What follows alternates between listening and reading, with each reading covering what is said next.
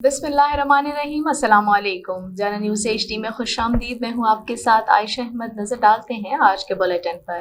Bulletin में सबसे पहले आपको दुबई से आगाह कर रही हैं। मुत्तहिदा अरब इमारात की रियासत शारजा में 42वें आलमी कुतुब मेले का आगाज हुआ। शारजा के हुक्मरान शेख डॉक्टर सुल्तान बिन मोहम्मद अल कासमी ने इस खूबसूरत आलमी किताब मेले का इफ्तिताह किया।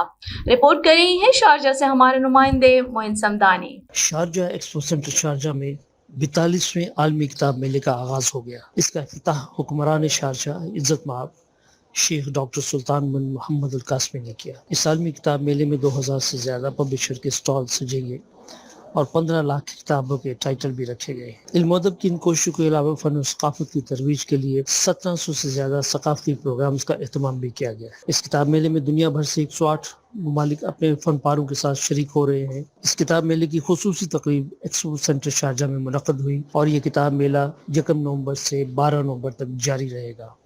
मोइन समदानी, दी जर्नल न्यूज़ HD, शारजा।